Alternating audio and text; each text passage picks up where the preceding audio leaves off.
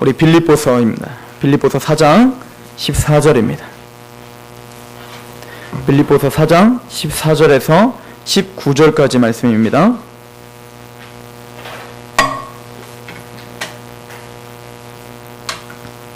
빌립보서 4장 14절에서 19절입니다. 제가 봉독해 드리도록 하겠습니다. 하나님의 음성으로 들으시길 바랍니다. 그러나 너희가 내 괴로움에 함께 참여하였으니 잘하였도다. 빌립보 사람들아, 너희도 알거니와 복음의 시초에 내가 마게도냐를 떠날 때에 주고받는 내 일에 참여한 교회가 너희 외에 아무도 없었느니라. 데살로니가에 있을 때에도 너희가 한 번뿐 아니라 두 번이나 나의 쓸 것을 보내었도다. 내가 선물을 구함이 아니오 오직 너희에게 유익하도록 풍성한 열매를 구함이라. 내게는 모든 것이 있고 또 풍부한지라. 에베보로 디도 편에 너희가 준 것을 받음으로 내가 풍족하니 이는 받으실 만한 향기로운 제물이요 하나님을 기쁘시게 한 것이라. 나의 하나님이 그리스도 예수 안에서 영광 가운데 풍성한 대로 너희 모든 쓸 것을 채우시리라. 아멘. 잠시 기도하도록 하겠습니다. 만왕의 왕 되시는 여호와 하나님, 우리가 하나님의 말씀 앞에 섭니다. 아버지요, 고넬료가 베드로 앞에 섰을 때에 내가 하나님 앞에 있습니다 라고 고백한 그 겸손이 오늘 이 귀한 시간에 전하는 사람과 듣는 사람들의 마음에 동일하게 있게 하여 주시옵소서. 오늘 바울이 빌립보서를 통해서 선포한 그 메시지가 우리의 삶을 이끌어가는 원동력이 되게 하여 주시옵소서. 들을 귀를 열어주시며 들을 마음을 열어주시며 겸손한 입술을 허락하여 주시옵소서. 그렇게 하실 하나님을 기대하오며 예수 그리스도의 이름으로 감사하며 기도하옵나이다. 아멘.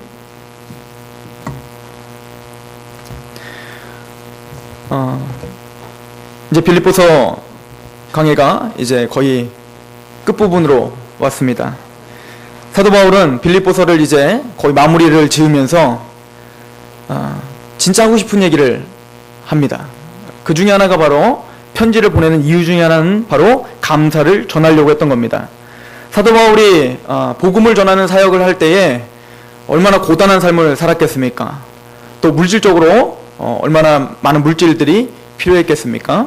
물론 사도 바울은 하도 거짓 사도다, 쟤는 거짓 사도다 막 이렇게 이야기하는 사람들이 많았기 때문에 사도 바울은 스스로가 좀 그 사람들 앞에 정결하게 사역을 하고 헛된 오해를 불러일으키지 않기 위해서, 왜냐면 사도 노릇하면서 돈 벌으려고 한다, 이런 모든 것을 차단하기 위해서 사도 바울은 스스로가 텐트 메이커의 역할을 하면서 천막 치는 일을 하면서 돈을 벌면서 자기 일을 충당을 했습니다. 그런데 사도 바울은 계속 감옥에 갇히고 그러다 보니까 뭐 돈이 들어올 수가 없게 되는 상황에서 이제는 후원을 통해서밖에 사역을 하지 못할 상황이 사도 바울에게는 여러 번 있게 됩니다. 근데 그때 빌립보 성도들은 마음을 다해서 사도 바울에게 후원하고 사도 바울을 도와준 것 같습니다. 그래서 여러분들이 잘 아시는 것처럼 에바브로 디도를 통해서 와서 물질적으로 후원해 줄 뿐만 아니라 에바브로 디도가 죽을 병에 걸릴 정도로 사도 바울을 헌신적으로 옆에서 챙겨주고 그랬던 것을 사도 바울은 너무너무 감사했던 것입니다. 그래서 사도 바울은 빌립보 성도들에게 편지를 보내면서 내가 너무 감사하다, 이 감사를 지금 전하고 있는 중입니다. 14절에 이렇게 이야기를 합니다. 같이 한번 읽어보겠습니다. 시작. 그러나 너희가 내 괴로움에 함께 참여하였으니 잘하였도다. 이게 무슨 얘기입니까? 윗절에 보면 나는 사실은 궁핍하다고 힘든 사람이 아니다 이거예요. 나는 힘든 죽음 앞에서도 나는 자족할 수 있다 이거예요. 왜죠? 내게 능력 주신다 해서 나는 모든 것을 할 수 있기 때문에 그렇다. 육신적으로 힘들 수 있지만 하나님의 은혜가 나를 붙잡고 있기에, 하나님이 나에게 능력을 주시기에 내가 가난해도 억울해하거나 내가 가난해도 비참해하지 않을 수 있다. 나는 하나님의 사람으로 나는 굳건하게 하나님을 의지하며 그렇게 살아갈 수가 있는 사람이다. 또 부자여도 교만하지 않을 수 있다. 그 일체의 비결을 배웠다. 그것은 뭐예요? 내게 능력 주시는 자라서 내가 모든 것을 할 수 있다. 그러므로 너희들이 지금 나에게 돈을 준 것 때문에 기쁜 것은 아니다. 너희들이 돈을 안 보내면 나는 막 불행하고 원망하고 너희들 왜 돈 안 보내? 이럴 사람 아니다 이 얘기야. 그러나 너희가 내 괴로움에 함께 참여한 것은 참 잘한 일이다 라고 칭찬을 합니다. 이 두 가지 마음이 있는 거죠. 오해하지 않기를 바라는 겁니다. 성도들의 삶은 어떤 누군가가 후원을 해줬을 때 그 후원금 때문에 기쁜 것이 아니라는 얘기예요. 그래서 사도 바울이 지금 기쁜 것은 무엇입니까? 단지 돈을 받아서 기쁜 것이 아니라 그 성도들이 지금 사도 바울의 복음을 전하는 그 사역에 동참하고 있다는 것에 대해서 너무나 잘한 일이다 라고 칭찬을 하고 있습니다. 여러분들, 빌립보 성도들은 이방인들입니다. 사도는 유대인입니다. 여러분들이 성경을 가만히 보시면 아시겠지만 유대인들은 이방인들을 굉장히 무시합니다. 개만도 못한 민족이라고 생각해요. 모든 이방인들을, 우리들이 다 그런 민족들이죠. 유대인들이 보기에는 택함 받은 우리 민족을 빼놓고는 다 개 같다 이렇게 생각을 했습니다. 그런데 또 그 당시에 빌립보 성도들, 빌립보에 있는 또 로마에 있는 그 많은 이방인들, 그 사람들은 유대인들을 굉장히 또 무시했습니다. 왜냐면 철학도 모르는 민족들 이렇게 생각을 했습니다. 헬라 철학을 모르는 민족들. 그러니까 서로 무시하고 서로 막 쟤네들은 뭐 택함 못 받았네, 쟤네는 무식하네, 그렇게 굉장히 날카로운 칼날을 서로 겨누고 그런 태도로다가 지금 대하고 있었던 상황이었어요. 그런데 사도 바울인, 유대인인 그 사도 바울을 빌립보 성도 이방인들이 어떻게 하는 거예요? 진심으로 사랑하게 된 거예요. 사도 바울을 정말 사랑하게 돼서 사도 바울을 위해서 헌신하고 사도 바울에게 물질을 보내고 사도 바울을 위해서 자기 사랑하는 디도를 보내고 목숨이 죽을 병에 걸리도록 그 사도 바울을 사랑하는 마음으로 섬기고, 이것이 왜 이렇게 됐을까요? 빌립보 성도들이 지금 뭐에 동참하고 있기 때문에 그렇습니까? 복음을 깨달았기 때문에 그렇습니다. 복음을 알기 때문에 사도 바울이 너무나 귀하게 보인 겁니다. 사도 바울을 통해서 전해들은 그 복음의 말씀이 너무너무 귀해서 사도 바울을 자원하는 마음으로 그렇게 섬기게 되었다. 이것이 바로 오늘 빌립보서를 통해서 우리가 보는 시각입니다. 자, 이 얘기는 조금 더 넓게 우리가 시각을 좀 넓혀서 하나님은 하나님의 복음에 참여한 하나님의 성도들, 여러분들이 복음에 참여하셨습니까? 여러분들이 복음에 감격하고 있다면 동일하게 복음을 갖고 있는 그 형제들에 대한 이런 자원하는 애틋함이 있게 될 것이다 라고 성경은 우리에게 선포하고 있습니다. 우리 요한일서를 한번 보겠습니다. 요한일서 4장입니다.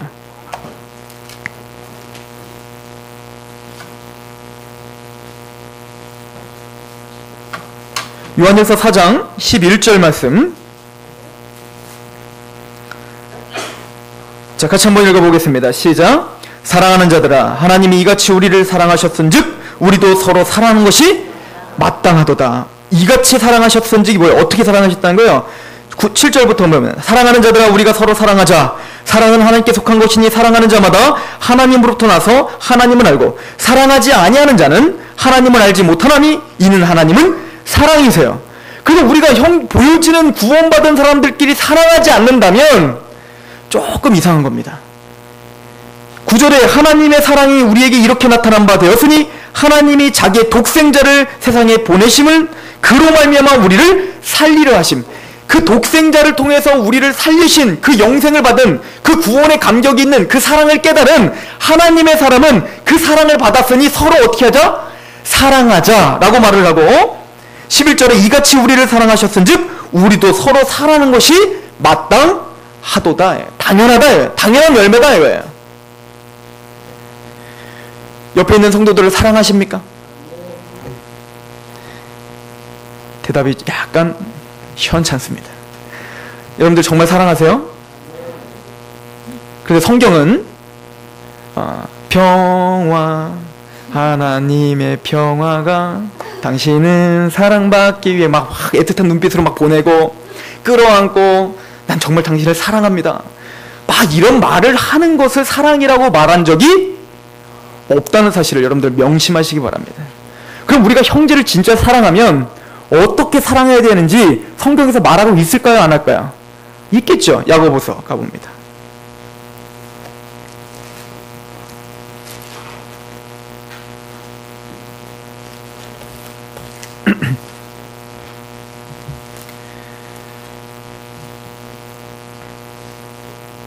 야고보서 우리 2장을 가봅니다. 2장 14절부터 볼게요.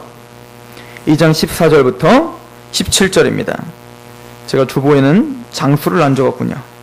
같이 봉독합니다. 시작. 내 형제들아, 만일 사람이 믿음이 있노라 하고 행함이 없으면 무슨 유익이 있으리요? 그 믿음이 능히 자기를 구원하겠느냐? 만일 형제나 자매가 헐벗고 일용한 양식이 없는데 너희 중에 누구든지 그에게 이르되 평안히 가라, 덥게 하라, 배부르게 하라 하며 그 몸에 쓸 것을 주지 아니하면 무슨 유익이 있으리요? 이와 같이 행함이 없는 믿음은 그 자체가 죽은 것이니라. 이렇게 이야기를 합니다. 자, 야고보서는 제가 몇 번이나 강조를 했습니다. 행함을 강조하는 책이라고 했어요? 믿음을 강조하는 책이라고 했습니까? 믿음을 강조하는 책입니다. 즉 야고보서는 행함이 없으면 구원 못 받음, 이것을 설명하는 책이 아니라 구원받을 믿음이라는 것은 네가 진짜 예수님의 그 감격 가운데 그 믿음이 있다면 당연히 행함의 열매가 나타날 수밖에 없어, 얘야. 이거를 지금 얘기해주고 있는 거예요. 그래서 뭐를 하냐면 야고보서 이제 여러분들 앞장을 읽어보면 사랑에 대해서 이야기합니다. 2장 8절에 너희가 만일 성경에 기록된 대로 내 이웃 사랑하기를 내 몸같이 하라 하신 최고의 법을 지키면 잘하는 것이다. 그런데 그건 단순히 사랑합니다, 나는 구원받았으니 당신을 사랑합니다, 이걸로 끝나는 게 아니라 행함이 없는 믿음은 제대로 된 믿음이 아닌 것처럼 사랑도 어떤 사랑이 제대로 된 사랑이 아니라는 거예요? 지금 막 추운데 더워라, 더우십시오. 이것은 사랑이 아니라는 거예요. 배고파요? 어떡하지? 배불러야 되는데 뭐 좀 드세요, 뭐 좀 드십시오. 이것은 뭐라는 거예요? 성경이 말하는 사랑이 아니라는 거예요. 추우면 입혀주고 배고프면 먹여주고, 여기까지를 뭐라고 합니까? 사랑이라고 이야기하고 있는 것입니다. 그 성경은 우리가 정말 형제끼리 사랑한다면 어떻게 하라는 겁니까? 실제적인 베풀미 나타난다는 것입니다. 즉 그 빌립보 성도들이 사도 바울을 사랑해요. 복음을 알려주고 한 복음 가운데 한 형제가 됐어. 그러니까 사도 바울이 지금 궁핍에 처하고 지금 굉장히 어려운 상황에 있으니까 사도 바울에 대해서 어떤 마음이 들어요? 사랑한 마음이 있으니까 어떻게 됩니까? 국률한 마음과 섬기고 싶은 마음이 들어서 자원하는 마음으로 어떻게 한 겁니까? 지금 사도 바울을 섬기고 있는 것, 이것을 사도 바울은 지금 칭찬하고 있는 것입니다. 즉 복음에 감격한 성도들은 형제들을 구제하게 되어 있습니다. 여러분들 마태복음 우리 10장을 한번 가볼까요? 마태복음 25장, 마태복음 25장에 보면 여러분들이 좀 헷갈려하는 성경 난해 구절 중에 하나가 있습니다. 여기 보면 양과 염소 비유가 나옵니다. 그죠? 하나님의 마지막 심판대 딱 서면 양과 염소로 명확하게 구분이 될 것이다 라고 해서 염소는 지옥 가고 양은 어떻게 되는 거예요? 천국 간다고 분명히 써있단 말이에요. 근데 그 기준이 뭐죠? 착한 일 한 거거든요. 뭔가 선한 일 한 거거든요. 지금 궁핍한 자들을 위해서 어떻게 했어요? 지금 그 한 작은 소자에게 하나 한 것이 누구에게 한 것이다? 예수님에게 한 것이다. 그러니까 우리는 뭐 하라는 거예요? 구제 열심히 하고 열심히 봉사활동 해가지고 뭐 하자? 구원받자. 이대로 하면 그렇게 되는 겁니다. 그러나 지금 마태복음 25장에서 말하고 있는 내용은 그 말이 핵심이 아닙니다. 자, 이 내용을 한번 같이 좀 보도록 하겠습니다. 마태복음 25장에 보면 32절에 모든 민족을 그 앞에 모으고 각각 구분하기를 목자가 양과 염소를 구분하는 것 같이 합니다. 자, 그래서 그 양들을 구원시키면서 이런 말씀 하시죠. 36절에 보니까 35절 내가 줄일 때에 너희가 먹을 것을 주었고 목마를 때에 마시게 하였고 나그네 되었을 때에 영접하였고 헐벗었을 때에 옷을 입혔고 병들었을 때에 돌보았고 옥에 갇혔을 때에 와서 보았느니라. 이에 의인들이 대답하여 이르되 주여 우리가 어느 때에 주께서 줄이신 것을 보고 음식을 대접하였으며 목마르신 것을 보고 마시게 하였습니까? 어느 때에 나그네 되신 것을 보고 영접하였으며 헐벗은 것을 보고 옷 입혔습니까? 라고 물어봤어요. 지금 그것 때문에 구원받은 건데 그러면 언제 우리가 그렇게 했습니까? 라고 물어봅니다. 그랬더니 40절에 같이 한번 읽어봅니다. 시작. 임금이 대답하여 이르시되 내가 진실로 너에게 이르노니 너희가 여기 내 형제 중에 지극히 작은 자 하나에게 한 것이 곧 내게 한 것이라 하시고라고 말하고 있어요. 모든 사람들에게 그냥 가난한 사람에게 베풀고 그럼 다 예수님에게 한 거니까 그것 때문에 구원받고, 지금 그 얘기를 하는 게 아니라 지금 특정한 사람들을 지금 지칭하고 있어요. 그 사람들이 누구죠? 내 형제 중 지극히 작은 자 한 사람. 이해가세요? 자, 예수님의 형제죠. 지금 예수님의 형제 중에 지극히 작은 자 한 사람에게 한 것이 나에게 한 것이다 라고 말하고 있단 말이야. 자, 왜 여러분들이 마태복음 25장을 보면서 왜 이거는 선행으로 구원받는다라고 착각을 하게 될까요? 그 이유는 딱 하나입니다. 성경이 잘못 기록된 것이 아니라 우리가 성경을 잘못 읽고 있는 거예요. 어떻게 잘못 읽고 있냐면 여러분들 제가 편지를 보내요. 편지를 보냈더니 오늘은 한 줄 딱 읽고 내일 다음날 제가 3장짜리 편지를 보냈더니 한 줄 딱 읽고 아 이런 내용이구나. 그리고 다음날 딱 일어나서 다음 줄부터 딱 읽고 이런 내용이구나. 그리고 다음날 딱 일어나서 또 요거 딱 읽고 이런 내용이구나. 이러면 제가 여러분들의 편지를 보낸 전체 내용을 알 수 있을까요? 모를까요? 몰라요. 내용 파악이 안 된다고요. 그 단어의 뜻은 알겠지만 전체적인 내용 파악이 안 돼. 즉 근데 우리가 신약 성경을 볼 때 그렇게 읽고 있기 때문에 문제가 되는 겁니다. 무슨 얘기냐면 여러분들이 마태복음을 어떻게 읽으셔야 되냐면 한 자리에 딱 앉으셔서 마태복음을 쫙 읽으셔야 돼. 한 방에. 왜? 이거는 우리에게 어떤 서신과 같은 역할을 하기 때문에 그래요. 예수님에 대한 소개를 마태라고 하는 한 사람이 우리에게 쫙 설명을 하고 있단 말이에요. 그럼 그걸 우리는 어떻게 해야 돼요? 한 자리에서 쫙 읽어줘. 왜 이게 중요하냐면 마태는 써가면서 어때요? 특정한 단어들을 쓴단 말이에요. 어떤 목적을 가지고 특정한 단어들을 나열한단 말이에요. 그런데 그 단어들이 마태만 갖고 있는 굉장히 독특한 표현들을 하고 있어. 그 중에 하나가 뭐냐면 지극히 작은 자 그리고 나의 예수님의 형제 이런 단어들이에요. 예를 들어서 자 우리 마태복음 12장 50절을 보면은 시간이 걸리니까 12장 50절에 무슨 내용이 있냐면 예수님이 이제 마리아 엄마 형제 뭐 동생들 쭉 왔단 말이에요. 그랬더니 말을 해요. 아니 당신의 형제가 저기 왔습니다. 그랬더니 누가 내 엄마고 누가 내 형제냐 이거야. 그 사람들은 내 형제고 아니고 내 부모도 아니다 이거야. 누가 내 형제냐면 바로 누구든지 하늘에 계신 내 아버지의 뜻대로 하는 자가 내 형제다 이거야. 즉 예수님의 형제는 누구를 가리키는 거예요? 하나님의 뜻대로 구원받은 자가 예수님의 형제가 된다라고 마태는 그렇게 기록을 이미 해놨단 말이에요. 그럼 마태복음은 이미 앞에를 이해하고 있으면 이걸 볼 때 당연히 이해가 되는 거예요. 게다가 지극히 작은 자 하나 소자 요거는 한번 찾아봅시다. 마태복음 18장. 제가 굳이 이렇게 이거를 길게 설명하는 이유는 질문을 너무 많이 해갖고 저한테. 마태복음 18장 우리 6절입니다. 한번 보십시오. 자 18장에 보면 2절에 예수께서 한 어린아이를 불러 그들 가운데 세우시고 이르되 진실로 너희에게 이르노니 너희가 돌이켜 어린아이들과 같이 되지 않으면 결단코 천국에 들어가지 못하죠. 여기서 천국에 들어가지 못하는 어린아이들 같이 되지면 천국에 못 간다는 얘기는 순진한 걸 말하는 게 아니에요. 어린아이들이 깨끗하고 순진하고 막 그것 때문에 천국 간다는 게 아니에요. 그래서 우리는 다 순진해야 된다, 착해야 된다, 이걸 말하는 게 아니라 어린아이들은 어떠죠? 저도 아이를 낳아보니까 부모가 없으면 아무것도 못해. 그죠? 그것처럼 어떻게 해야 된다는 거예요? 철저하게 하나님 앞에 겸손한 자가 천국 간다는 얘기예요.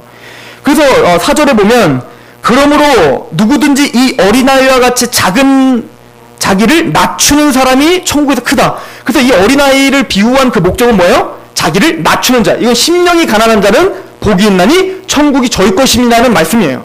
즉 내가 뭔가 구원을 받겠다, 내가 천국 가겠다는 사람은 천국 갈 수 없다. 어린아이처럼 철저히 우리 아버지 되시는 하나님과 예수 그리스도께만 온전히 붙잡고 온전히 의지하는 사람만 어디 갈 수 있다?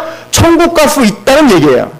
자, 그러면서 그 어린아이 같이 구원받고 믿음 있는 사람을 뭐라고 이야기하냐면, 자, 우리 6절 같이 한번 읽어봅니다. 시작. 누구든지 나를 믿는 이 작은 자 중 하나를 실족하게 하면 차라리 연자맷돌이 그 목에 달려서 깊은 바다에 빠뜨리는 것보다 낫다. 그래서 만약에 여기 봤더니 뭐라고 합니까? 나를 믿는 이 작은 자, 소자를 말하는데 그 소자는 누굴 가리켜요? 나를 믿는 그 소자 중에 한 사람을 실족하게 하면 엄청난 재앙이 있을 것이다. 그래서 구원받은 우리들에 대해서 계속 막 핍박하고 그거에 대해서 우린 불쌍히 여겨야 돼요. 그 사람들이 지금 무슨 짓을 하는지 몰라. 스데반같이 불쌍한 마음으로 그들을 위해서 중보해야 될 줄로 믿습니다. 자, 그러면서 5절 한번 읽어봅니다. 5절 시작. 또 누구든지 내 이름으로 이런 어린아이 하나를 영접하면 곧 나를 영접하는 것과 같다. 즉 복음을 갖고 있는 믿음의 사람을 영접하는 건 누구를 영접하는 것과 같다? 예수 그리스도를 영접하는 것과 같다. 왜 그럴까요? 그를 지금 사랑하고 있고 그를 지금 영접하고 그를 지금 안타까워한다는 얘기는 뭐에 동참하고 있다는 얘기예요? 복음에 동참하고 있다는 얘기이기 때문에 그런 거예요. 이해가십니까? 즉 그 맥 가운데 지금 양과 염소의 비를 하고 계시는 거예요.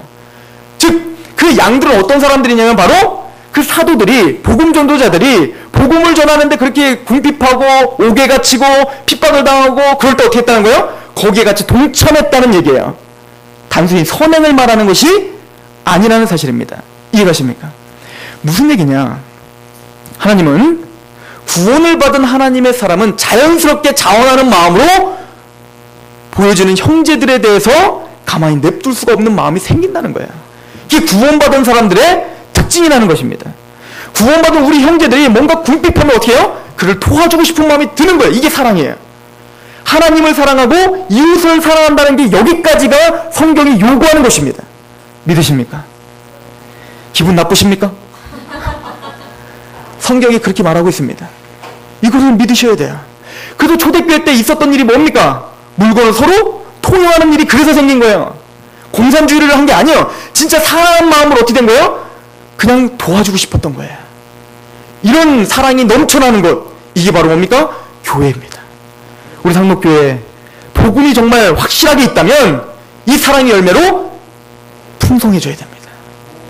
말로만 사랑한다고 그게 진짜 복음의 공동체가 되지 않습니다. 제가 항상 말하죠. 믿지 않는 사람들은 우리의 구원의 확신 관심 없다니까요.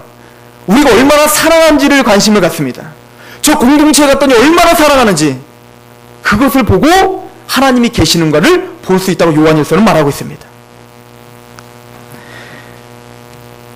우리 마태복음 10장 우리 40절을 한번 보십시오. 마태복음 10장 40절.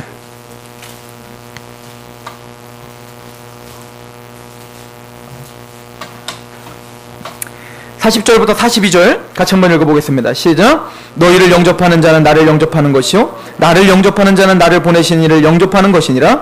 선지자의 이름으로 선지자를 영접하는 자는 선지자의 상을 받을 것이요 의인의 이름으로 의인을 영접하는 자는 의인의 상을 받을 것이요 또 누구든지 제자의 이름으로 이 작은 자 중에 하나에게 냉수한 것이라도 주는 자는 내가 진실로 너에게 이르노니 그 사람이 결단코 상을 잃어버리지 아니하리라. 믿으십니까? 즉 사도가 복음을 전하는데 빌립보 성도들이 그 사도의 사역에 동참하고 있고 함께하고 있다면 누구의 상을 같이 받는다? 사도의 상을 같이 받는다. 선지자를 엘리야가 만약에 그렇게 막 힘들어하고 그럴 때 뭡니까? 도와줬더니 누구의 상을 같이 받는다? 나중에 그 선지자의 상을 같이 받는다. 이런 원리라는 거예요. 왜요? 다 뭐예요? 복음에 동참하고 있는 것이기 때문에 그렇습니다. 저도 한번 생각해보면 제가 복음을 전하고 제가 할 때에도 저 혼자는 안 되더라고요. 항상 제 옆에는 동역자들이 있어요. 저를 지지해주고 저랑 같이 고난에 참여하려는 마음이 있고 꼭 저에게 돈을 주지 않더라도 제가 끝까지 가겠습니다. 그런 사람 몇이 있거든요. 제가 전사님과 함께 가겠습니다.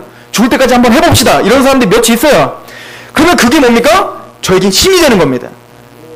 그 사람들은 반드시 저와 함께 상을 받게 될 줄로 믿습니다. 즉 우리는 서로서로 의인들, 누가 의인이에요? 여러분들 다 스스로가 다 의인이죠. 예수님을 믿으면 그분들의 성경은 다 뭡니까? 그분들의 상도 같이 받아 막 신기하지 않습니까? 이게 성경의 원리예요. 한 마음으로 복음에 동참해서 같이 사랑할 때 단순히 사랑하는 걸 끝나는 것이 아니라 하나님은 반드시 어떻게 하신다는 거예요? 보상해 주신다는 것입니다. 그래서 오늘 빌립보서는 이렇게 이야기합니다. 한번 빌립보서 가보세요. 빌립보서 4장에 봤더니 이런 말을 합니다.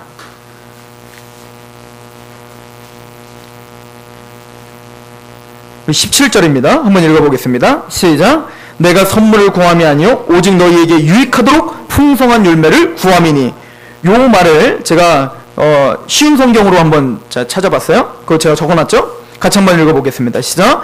여러분들로부터 어디 있는지 모르시는군요. 주보에 있습니다. B번에 2번 거기에 보면 시작. 여러분들로부터 뭔가 선물을 기대하고 말하는 것이 아니라 내게 베푸는 큰 기쁨이 여러분 가운데 차고 넘치기를 원해요. 사도 바울이 뭐 때문에 더 기쁘냐면 단순히 빌립보 성도들이 나에게 이렇게 해줬구나도 기쁘지만 그것도 감사하지만 그것 때문에 감사하고 기쁜 것이 아니라 그렇게 나의 사역 가운데 동참하고 있고 나를 도와주고 있는 당신들에게 하나님이 부어질 그 열매가 너무 풍성하기 때문에 그 기쁨 때문에 내가 기쁩니다. 무슨 얘기인지 이해 가십니까? 즉 하나님은 형제를 사랑하는 마음으로 같이 동참하고 도와주고 구제할 때 하나님은 반드시 상급으로 채워주십니다. 근데 그 상급은 여러분들이 죽어서 천국 가서 받는 상급도 있지만 이 땅에서도 받게 될 줄로 믿습니다. 확실해요. 진짜 확실합니다.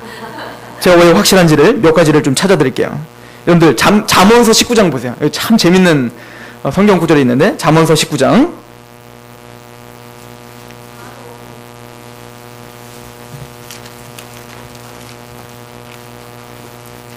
17절입니다. 잠언서 19장 17절. 같이 한번 읽어볼까요? 19장 17절 하나님의 약속입니다. 시작. 가난한 자를 불쌍히 여기는 것은 여호와께 꾸어드리는 것이니 그의 선행을 그에게 갚아 주시리라. 저 보세요. 지금 가난하고 뭔가 불쌍한 형제가 있어요. 그를 내가 구제했어. 구제했는데 그게 뭐래요 지금? 하나님께 내가 뭘 꿔드더라고? 돈을 꿔드리는 건 같대요. 이거와 같아. 제가 예전에 저도 그런 경험이 많거든요. 저희 엄마가 가끔 저한테 와서 돈을 꿀 때가 있어요. 언제냐면 이제 제가 이제 엄마가 갑자기 이렇게 어머님이 이렇게 돈을 안 챙겨가고 나왔는데 뭘 이걸 급하게 사야 되는데 저한테 용돈 준 게 있잖아요. 좀 전에 주고 왔단 말이에요. 그게 생각나니까 너 아까 준 거 있지? 그거 나 좀 꺼줘. 이렇게 된다고요. 사실 누구 돈인데? 엄마 돈 아니에요? 얘들아 그거 다 엄마 돈이 알아? 엄마 돈이잖아요. 근데 그거를 그럼 나는 어떻게 해요? 알았어 꺼줄게. 대신 꼭 갚아. 이자도 해. 이렇게 한다고요. 그럼 엄마 뭐라 할까요? 아유 알겠어. 그리고 엄마 어떻게 해요? 다시 갚죠. 누구 돈인데? 엄마 돈인데 이게 뭐라고요? 구제의 원리라고요. 이게 재밌어요. 여러분들의 모든 재정은 누구 겁니까? 하나님 거라고요. 근데 여러분들이 너무 불쌍한 사람일 때 그걸 드렸을 때 그거를 뭔가 구제할 때 누구를 꿔드리는 거라고요? 하나님을 꿔드리는 거라고요. 하나님 여러분들한테 갚아주시겠어요? 안 갚아주시겠어요? 100배, 1000배로 갚아주실 줄로 믿습니다. 전 경험했어. 여러분들도 많이 경험하셨죠? 그런 거. 제가 뭐 많은 경험 있지만 우스운 경험을 하나 말씀드리면 제가 서울에서 선교사 훈련 받느냐고 6개월 동안 합숙 훈련 받을 때 돈이 하나도 없었어요. 돈이 정말 한 개도 없어가지고 그러고 있었는데 근데 제가 그때 어떻게 해야 돼? 2,000원이 딱 생긴 거예요. 2,000원. 지금 내가 뭐 2,000원 갖고 하냐고. 그때는 진짜 돈이 없었기 때문에 그래요. 2,000원이 딱 있었는데 그거 갖고 해야 될 것이 제가 사실은 있었거든요. 근데 그 2,000원을 딱 있었는데 제가 이제 그때 안 믿는 친구를 전도하느냐고 교회를 데려왔는데 옆에 이렇게 앉았는데 이제 헌금을 하는데 저는 1,000원만 헌금하고 1,000원은 제가 뭘 좀 사먹으려고 했어요. 어렸을 때 일입니다. 근데 하여튼 이 아이가 헌금해야 돼. 헌금이 안 되니까 얘가 좀 막 두리번 하는 거예요. 돈 없어? 없다는 거예요. 그래서 제가 정말 아까웠어요. 그때 정말 아까웠지만 1,000원을 제일 주고 나는 1,000원을 하고 그래서 이렇게 같이 헌금을 했어요. 그리고 딱 일주일 후에 제가 헌금하려고 하는데 헌금 시간에 제가 헌금을 이게 바구니를 들고 돌아다니니까 왠지 민망하잖아요. 안 하면. 그래서 하고 싶은데 돈이 하나도 없는 거예요. 그때 저랑 절 친했던 형이 갑자기 10,000원을 자기 20,000원이 있다는 거예요. 그래 10,000원 너 헌금해라? 그럼 나한테 주는 거예요. 몇 배로 지금 튀겨주셨어요? 10배로. 무슨 얘기였지만 이런 삶이 정말 여러분들에게 있다니까요. 하나님 정말 살아 계십니까? 그럼 정말 약속이 정말 사실입니까? 그러면 정말 구제하십시오. 그건 하나님이 꾸신 거예요. 하나님 반드시 갚으십니다. 누가복음 12장입니다.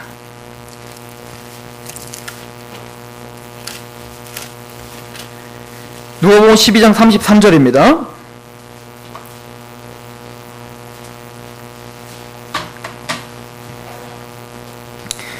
같이 한번 읽어봅니다. 시작. 너희 소유를 팔아 구제하여 낡아지지 아니하는 배낭을 만들라. 곧 하늘에 둔 다함이 없는 보물이니 거기는 도둑도 가까이 하는 일이 없고 종도 먹는 일이 없느니라. 너희 보물 있는 곳에는 너희 마음도 있으리라. 여기 봤더니 뭐라고 말합니까? 최고의 낡아지지 아니하는 배낭이 있다. 여러분들 요즘 은행 부동하는 거 보세요. 믿을 만한 곳이 없다니까요. 근데 봤더니 뭐라고 말합니까? 너희 소유를 팔아 구제하여서 뭘 만들으래요? 낡아지지 아니하는 배낭을 만들라. 어디에? 하늘에. 여러분들이 구제를 하면 그 모든 것이 다 어떻게 해요? 계좌이체 된다는 거예요. 하나님이 그거 다 어떻게 하고 있다는 거예요? 기억하고, 왜? 하나님 꺼드린 거니까. 다 기억하고 반드시 그걸 어떻게 하겠다는 거예요? 여러분들에게 보상해 주시겠다라고 이야기합니다. 그래서 오늘 본문에도 말합니다. 빌립보서 우리 4장을 갑니다. 빌립보서 4장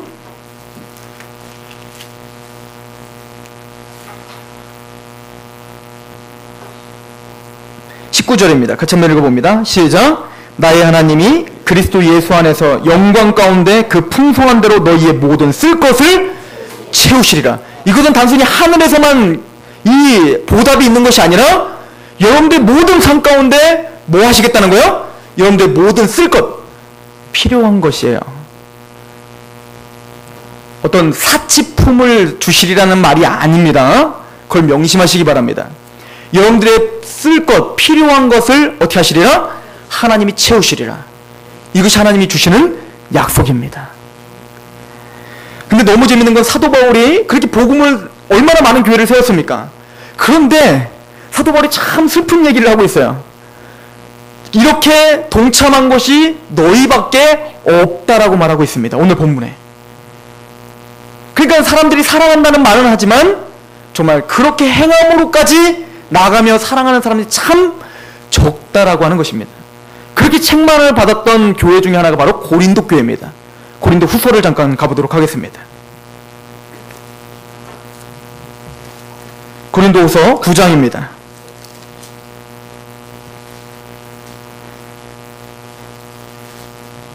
고린도후서 9장에 보면 이런 말을 하죠. 4절입니다. 같이 한번 읽어보겠습니다. 시작. 혹 마게도냐인들이 나와 함께 가서 너희가 준비하지 아니한 것을 보면 너희는 고사하고 우리가 믿던 것에 부끄러움을 당할까 두려워하노라. 그러므로 내가 이 형제들을 먼저 너희에게 가서 너희가 전에 약속한 연보를 미리 준비하게 하도록 권면하는 것이 필요한 줄을 생각하였노니 이렇게 준비하여야 참 연보답고 억지가 아니니라. 그러니까 이 마게도냐 사람들이 어디냐 빌립보 성도들이거든요. 이 빌립보, 제가 빌립보에 대해서 이야기했죠. 마게도니아의 왕이었던 알렉산더 대왕 있잖아요. 그 알렉산더 대왕의 아버지가 빌립이세요. 그래서 이 마게도니아의 그 지역의 그 수도 이름을 빌립보라고 지은 거거든요. 자, 그래서 이 마게도니아 사람들은 어떻게 했어요? 지금 예루살렘이 어려웠어.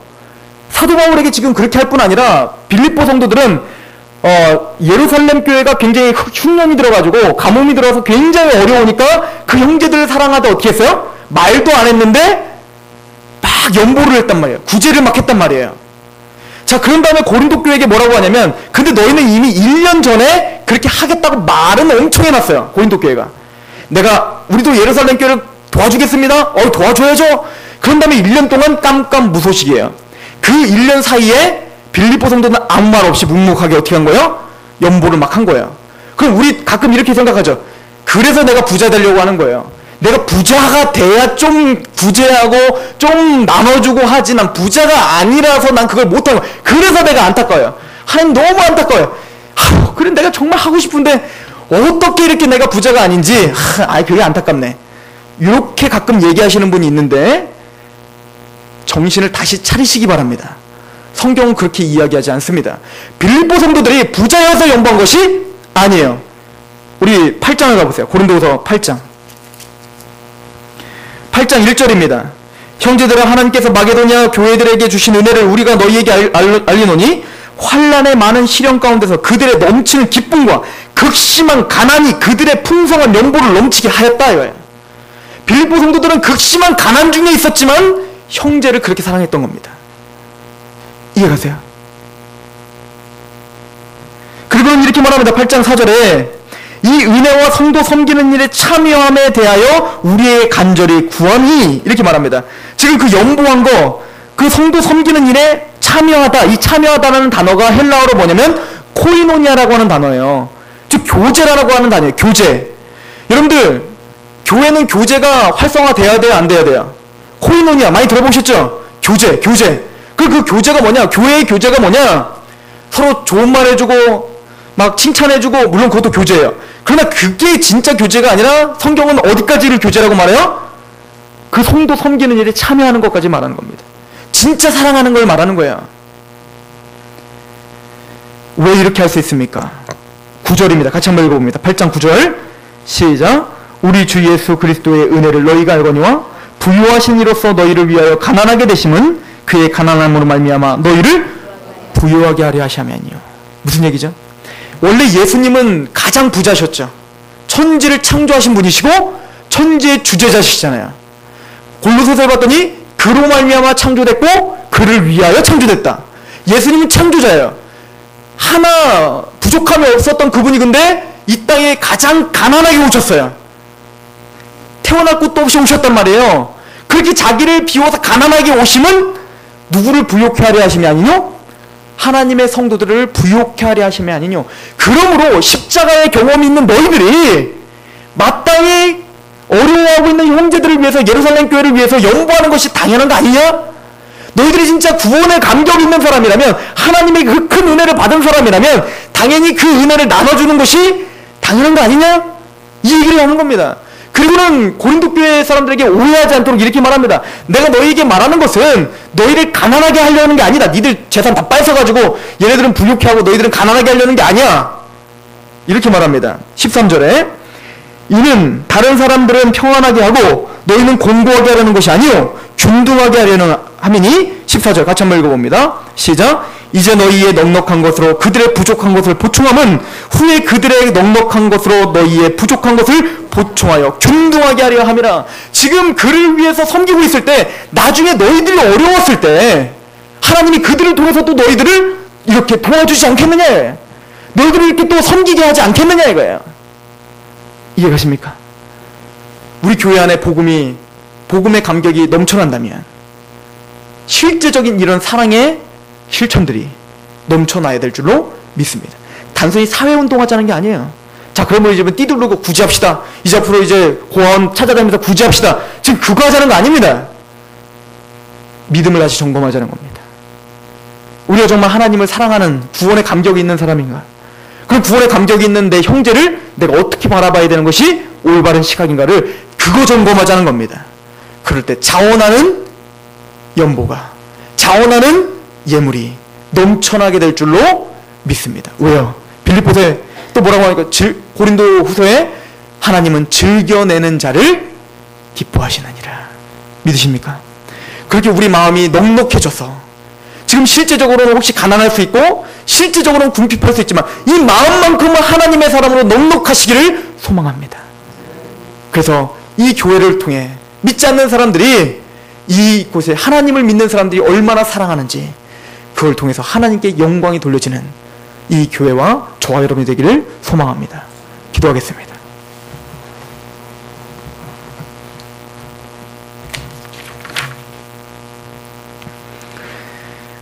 내가 어려서부터 늙기까지 의인의 버림당하거나 그 자손이 걸식함을 보지 못하였다는 시편의 고백을 우리는 압니다.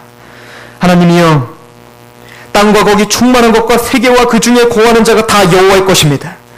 가장 부자시고 가장 위대하신 하나님이 우리의 아버지십니다. 하나님이여, 머리털까지 세심받으시는 그 하나님의 사랑이 우리를 붙드시기에 또 너희가 악할지라도 좋은 것을 자식에게 줄 줄 알거든 하늘에 하늘에 계신 너희 아버지께서 구하는 자에게 좋은 것을 주시지 않겠느냐는 그 약속을 믿기에 우리가 오늘도 형제를 사랑하되 실제적으로 사랑하기를 고백합니다. 아버지, 우리를 붙잡아 주시옵소서. 우리 가운데서 역사하시는 능력대로 우리의 온갖 구하는 것이나 생각하는 것에 더 넘치도록 능히하실 하나님, 우리가 그 사랑의 열매를 맺을 때 하늘의 상급을 쌓게 해주시고 그 하늘의 상급의 그 보자기를 열어 또 우리가 궁핍할 때에 우리의 피로들을 채워 주시옵소서. 그렇게 하실 하나님의 은혜를 기다립니다. 또 우리의 삶 가운데에 하나님 형제를 사랑하되 실제적으로 사랑할 수 있는 그런 말뿐이 아닌 생동까지 보여주는 그런 하나님의 사람들이 되기를 소망합니다. 그런 능력 있는 상록교회 되기를 소망하며 하나님께 위탁하며 예수 그리스도의 이름으로 감사하며 기도하옵나이다. 아멘. 오늘 말씀 생각하시며 하나님 앞에 찬양을 올려드립니다. 50장입니다.